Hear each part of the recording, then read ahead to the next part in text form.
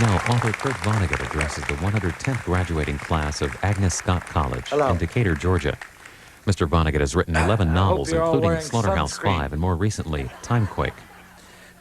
We must be very close to a powerful transmitter for CNN, right? Anybody know where it is? Anybody know where that transmitter is? Can't point it out. Anybody know where Jane Fonda is? Now, in the early days of radio, I remember people living too close to the transmitter of station KDKA in Pittsburgh used to hear soap operas in their bridge work and their mattress springs. And now CNN plays such a big part in the lives of so many Americans, including my own, that we might as well be hearing Wolf Blitzer and Christiana Amanpour in our bridge work and mattress springs. And I won't lie to you today. The news from CNN can be really bad.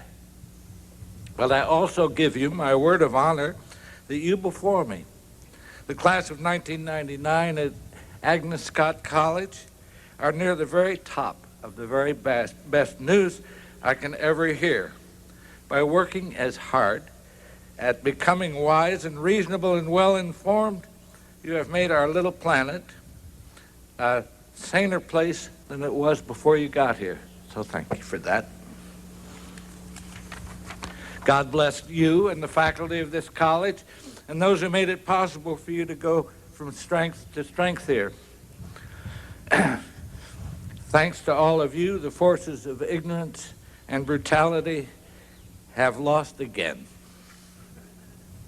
Not that there hasn't been a lot of good news along with the bad long before you got here. I'm talking about the birth of works of art, music, paintings, statues, buildings, poems, stories, plays, essays, and movies, you bet, and humane ideas, which make us feel honored to be members of the human race. What can you yourselves contribute? Well, you've come this far anyway, and it wasn't easy, and I now recite a famous line by the poet Robert Browning with one small change. I have replaced his word man, which in his time was taken to mean human being, with the word woman. May I say, too, that his wife, Elizabeth Barrett, was as great a poet as he was. Is how do I love thee, let me count the ways, and so on. While I'm at it, get a load of this. The atomic bomb, which we dropped on the people of Hiroshima, was first envisioned by a woman, not a man. She was, of course, Mary Wollstonecraft Shelley. She didn't call it an atomic bomb. She called it the monster of Frankenstein. But back to Robert Browning and what he said about anyone who hopes to make the world better. Again, I've changed the word man to woman for this occasion. A woman's reach should exceed her grasp, or what's a heaven for? And of course the original, a man's grasp should exceed his reach, or what's a heaven for? Now, speaking of women, Pollyanna is not your graduation speaker here today. Pollyanna is bound to be speaking somewhere, irrepressibly optimistic, seeing good in everything, so I will comment as briefly and as efficiently as possible on the perfectly horrible news CNN has been giving us about the Balkans and that high school in Colorado. I won't go on and on about it. We're here for a good time, and we are darn well going to have one. Others, with axes to grind, are playing the blame game, blaming the National Rifle Association, the movies, TV, pop music, video games, no prayers in the school.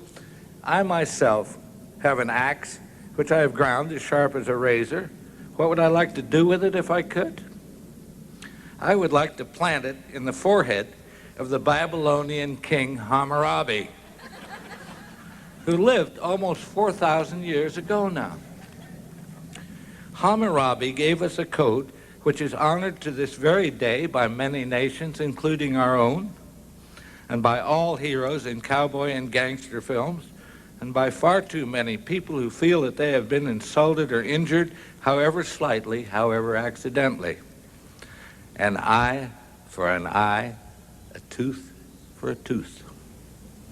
Revenge is not only sweet, revenge is a must. What antidote can there be for an idea that popular and poisonous?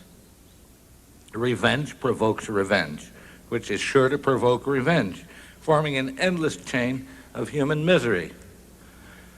Here's the antidote. Forgive us our trespasses as we forgive those who trespass against us. Amen. Now, some of you may know that I'm a humanist, not a Christian, but I say if Jesus, as all humanists do, if what he said was good, and so much of it was absolutely beautiful, what can it matter if he was God or not? If Christ hadn't delivered the Sermon on the Mount with its message of mercy and pity, I wouldn't want to be a human being. I'd rather be a rattlesnake. Okay, now let's have some fun. Let's talk about sex. Let's talk about women.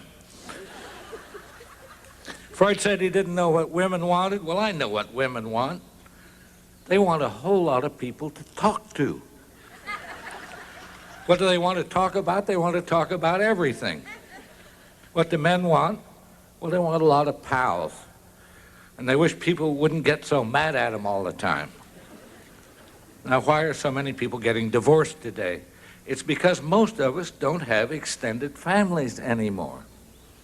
It used to be that when a man and a woman got married, the bride got a whole lot more people to talk to about everything. The groom got a whole lot more pals to tell dumb jokes to. Now, a few Americans, but very few, still have extended families. The Navajos, the Kennedys.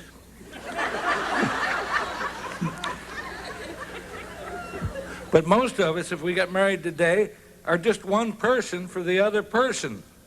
The groom gets one more pal, but it's a woman. The woman gets one more person to talk to about everything, but it's a man. When a couple has an argument nowadays, they may think it's about money or sex or power or how to raise the kids or whatever. What they're really saying to each other, though, is, "You're not enough people."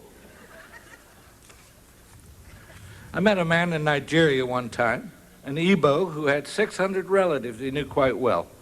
His wife had just had a baby, the best possible news in any extended family.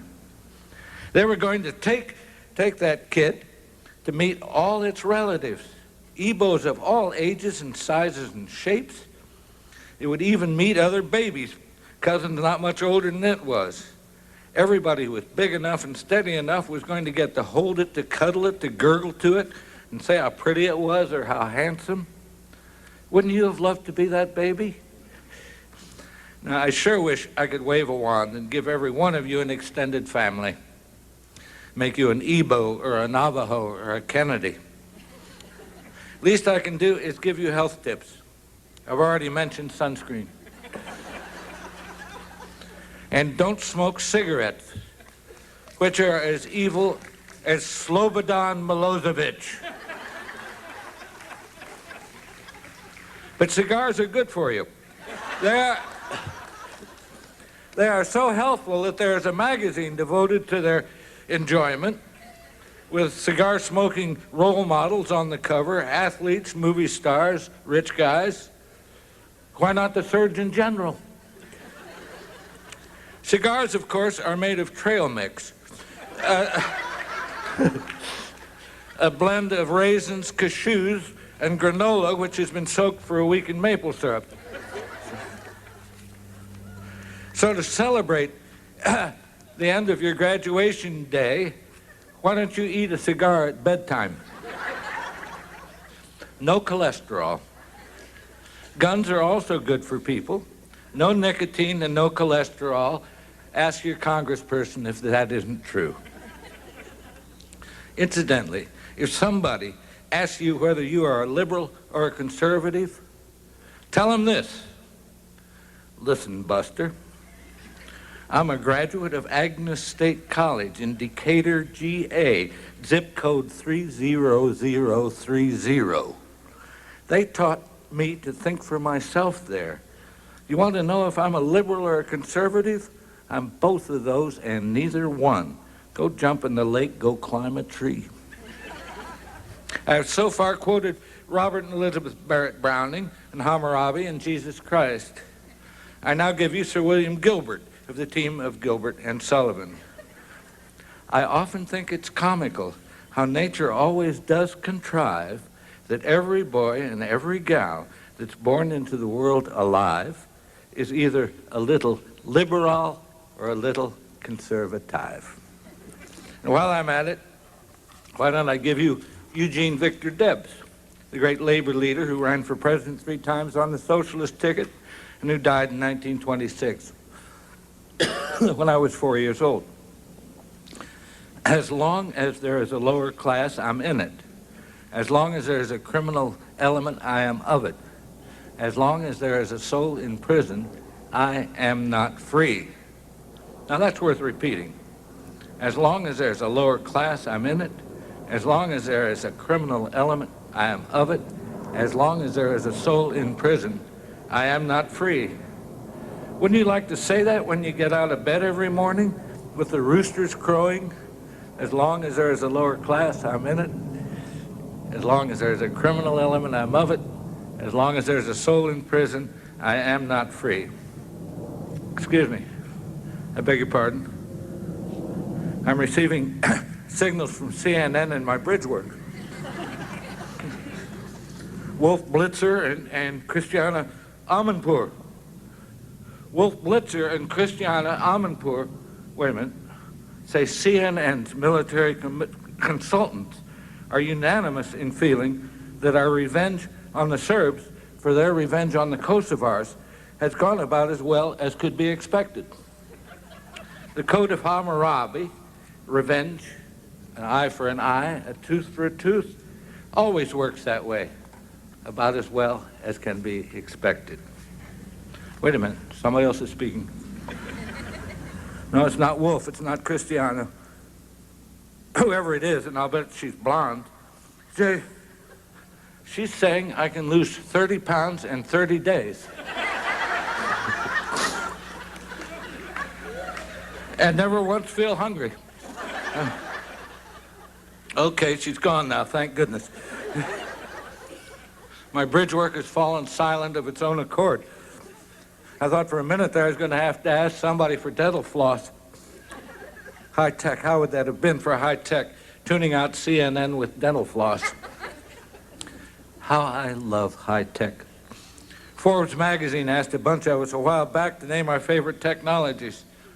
I said the Encyclopedia Britannica on a shelf because it's alphabetical.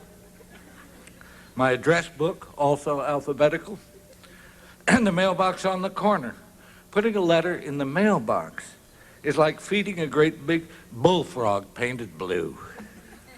You know what its lid says to me when I close it? Ribbit, it says. Don't give up on books.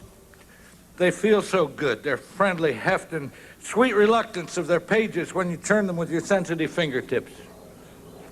A large part of our brains is devoted to deciding whether what our hands are touching is good or bad for us.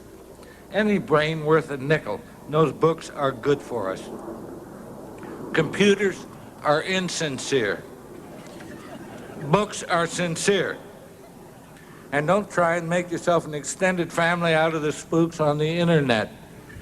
Get yourself a Harley and join Hell's Angels instead. All right, let's stop kidding around and get down to the nitty-gritty. You know what you are, class of 1999? You are a bunch of Eves. And now that you've eaten the apple of knowledge, you're getting kicked out of here.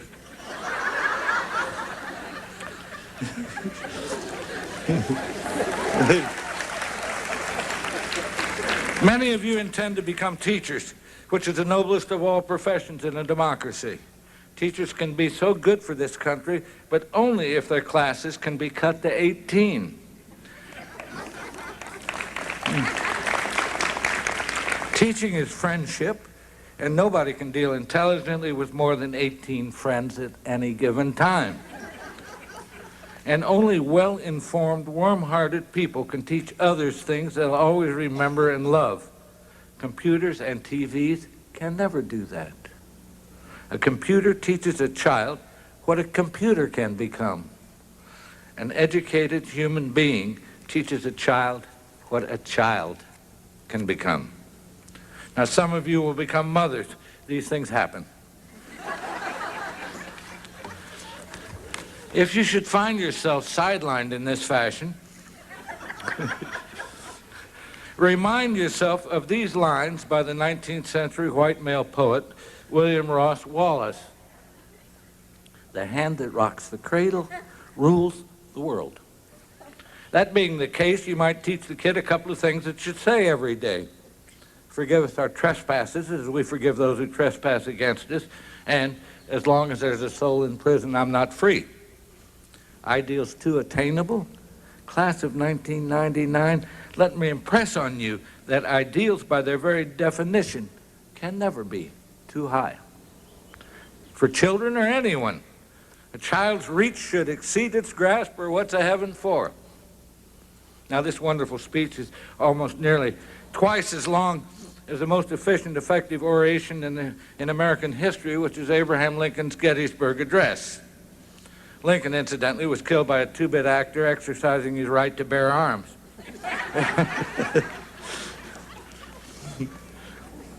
Up to now, most of what I've said has been a custom job for this Dixieland rite of passage, but every graduation pep talk I've given has ended with words about my father's brother, Alex Vonnegut, a Harvard-educated insurance agent in Indianapolis who was well-read and wise. The first graduation at which I spoke, incidentally, was also at what was then a women's college, Bennington in Vermont. The Vietnam War was going on, and the graduates wore no makeup to show how ashamed and sad they were. But about my Uncle Alex, who's up in heaven now, one of the things he found objectionable about human beings was that they so rarely noticed when they were happy. He himself did his best to acknowledge it when times were sweet. We could be drinking lemonade in the shade of an apple tree in the summertime, and Uncle Alex would interrupt the conversation to say, "If this isn't nice, what is?" So I hope that you adorable women before me will do the same for the rest of your lives. When things are going well, sweetly and peacefully, please pause a moment and then say out loud, "If this isn't nice, what is?" Let that be the motto of the Agnes Scott College, class of 1999. If this isn't nice, what is? Now, that's one favor I've asked of you. Now I ask for another one. I ask it not only of the graduates, but for everyone here, including President Mary Brown Bullock. Where are you? I want a show of hands after I ask this question, and keep your eyes on Dr. Bullock. How many of you have had a teacher at any level of your education who made you more excited to be alive, prouder to be alive than you had previously believed possible? Hold up your hands, please. What's she doing? Okay. All right. Now take down your hands and say the name of that teacher to someone sitting or standing near you.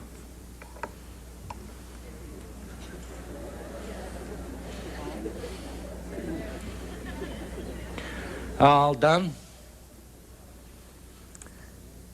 This isn't nice. What is? There we are.